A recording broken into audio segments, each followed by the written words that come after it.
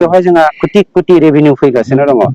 जेरावहाय 3000 बिगा हा जोंनि हारिनि सेंग्रा सिख्ला लेखा गोरों मानसिफ्रा बेकार मानसिफ्रा इनभल्व जानानै गाव गावनि न'खरखौ सुंथानो हाथों होननानैसो जों बे खामानिखौ मावदों। आरो हेल' मानगोनां रायजो राजा लोगो नोंथांमोन जोंहा हाग्रा बिफाननि एम रनजित बसुमतारी सारा दिनै जोंनि बर' रायजो राजाफोरनि दुखुनि समाव बिथाङा रायजोजों लोगो जायालासिनो दिनै रायजोनि बेरेखायै मा बाथ्रा बुंखो स' नोंथांमोना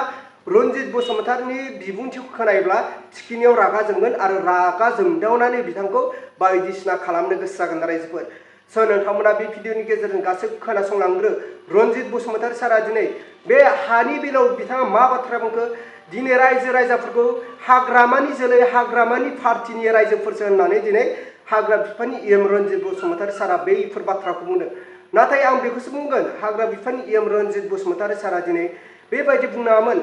जोंनि बर' रायजो राजाफोरनि दुखुनि समाव बिथांमोना दिनै हेफाजाबसो होनांगौमोन नङा होनब्ला रायजोफोर दिनै हानि बेलायाव दिनै जोंनि बर' रायजो राजाफ्रा बे हाखौ गथायनानै होनो हाया होननायनि सायाव दिनै रनजित बसुमतारी होन बा इउपिपिएल दोला सापर्ट खालामनांगौमोन इउपिपिएल सरकारा सापर्ट खालामनांगौमोन। नाथाय दिनै बिथांमोना रायजो राजाफोरजों दुखुनि समाव लोगो जायालासिनो रायजो राजाफोरनि हेंथायैसो मा बाथ्रा बुंखो हाग्रा बिफाननि एम रनजित बसुमतारी सारा स' नोंथांमोना फारसेनिफ्राय खोनासंलांग्रो अब्ला रायजोफोर नोंथांमोना जोबनायाव कमेन्टनि गेजेरजों फोरमायहरबानो जाबाय दिनै रनजित बसुमतारी सारनि बुंनाय बिबुंथिया जोंनि रायजो राजाफोरनि थाखाय बेसेबां गनायजाथाव बेसेबां रागा जोंथावथाव रनजितनि बुंनाय बाथ्राया स' नोंथांमोना जोबनायाव कमेन्टनि गेजेरजों फोरमायहरदो अब्ला नोंथांमोना खोनासंलांदो। पावार प्रजेक्टआ आदानिनि नङा बे एपिडिसिएलनि आसामनि सिङाव मोनसे डिपार्टमेन्ट दङ इलेक्ट्रिसिटि डिपार्टमेन्ट बे डिपार्टमेन्टनिसो आरो बे डिपार्टमेन्टनिसो दिनै जोंनि गभर्नमेन्टआ हाखौ एलटमेन्ट होदों आरो एपिडिसिएलआ हयथ' आदानिनो कम्पानिनो लिज होदों बे लिजसो एलटमेन्ट होआखै जायखौ हाग्रामाया थांनाय 2014 मायथाइयाव जोंनि नैबे चिरांनिनो दालां सेरावहाय बै जोंना आइ दालां सेरावहाय 2900 बिगा हाखौ मा नाममोनलाय मा देबमोनलाय रामदेब बाबुनो दान होदों एलटमेन्ट होनानै बेफोरबायदि लासिं सिं जों खामानिखौ मावा जोङो लिज होदों आरो बेवहाय जोंनि हारिनि सेंग्रा सिख्ला लेखा गोरों मानसिफ्रा बेकार मानसिफ्रा इनभल्व जानानै गाव गावनि न'खरखौ सुंथानो हाथों होननानैसो जों बे खामानिखौ मावदों आरो बेवहाय जोंहा कोटि कोटि रेभिनिउ फैगासिनो दङ जेरावहाय 3000 बिगा हा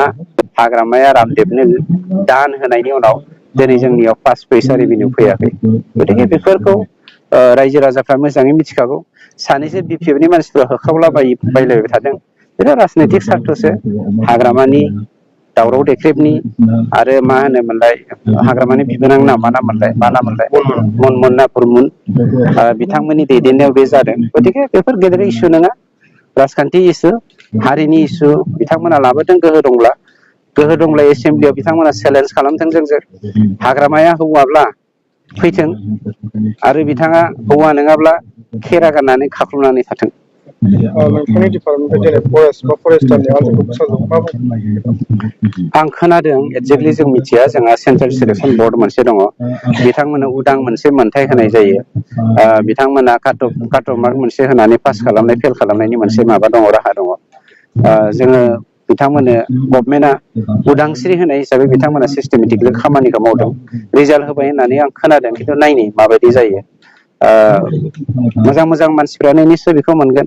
कुवालिटिनि खोन्थाफैदों गतिके नायनि हारिखौ दैदेननायाव जोंनो कुवालिटिनि गोनांथिबो दङ हारिखौ दैदेननायाव जोंनो कुवान्टिटिनि गोनांथिबो दङ पेरेलेलि जोंनो गासिखौबो नांगौ आरो गासिखौबो सरजाबनानै जों हारिखौ दानो नागिरदों। रामदेबनि जिखिनि हा होनाय अनजलि दैमारि आरो दावराव देख्रेब मोना जोंखौ आयेन फोरोंनो फैयैया गाहाम जोङो मिथिगौ सासे मानसिया एलटमेन्ट लानायनि उनाव बा गभर्नमेन्टनिफ्राय बेखौ लिस्टआव लानायनि उनाव बेसेबां समनि गेजेराव खामानि मावनो हायाबा बेखौ गभर्नमेन्टआ गावनि आवथायाव लाबोफिननो हागौ बेखौ जों मिथिखागौ बिथांमोना बेखौ लानानै पलिटिक्स गेलेयैया मोजां मानोना हानि आयेनखौ जोंबो फरायगासिनो दङ जोंबो सोलोंगासिनो दङ अनजलि दैमारिया हयथ' गावखौनो बिराद लेखा गोरों होननानै साननो हागौ दावराव देख्रेबाथ' बुद्धसो बेखौथ' जोङो खिब्रमाजों रुजुनोबो हायो दावराव देख्रेबखौ बेहा खुनु मेलेम गैया हाग्रामानि समाव हाग्रामानि एडभाइजार जानानै बियो ट्राइबेल बेल्ट एन्ड ब्लकआव गुबुन हारिखौ सोजोबनानै दा दिनै जोंनि दिनावहाय बे ट्राइबेल बेल्ट ब्लकनिफ्राय इभेकसन खालामना होखारनांगौ होननानै इनभेस्टिगेट खालामग्रायाथ' बे दावराव देख्रेब आरो हाग्रामा मोनानो बेखौ जों बुजियै बाथ्रा गैया। जोंनि खोन्थाया जादों बिटिसिनि सिङाव थानाय 35,86,000 गासै जाति जनगोष्ठि भारतीय नागरिकानो सान्थि गाव गावनि मोन्थाइखौ मोननांगौ आयेन बायदि आयेनखौ निर्भर खालामनानै जों गासिबो खामानिखौ मावलांगासिनो दङ आरो बेखौ जोङो जास्ट आरो स्टाडि खालामनायनि गेजेरजों जों बिजिरगासिनो दं।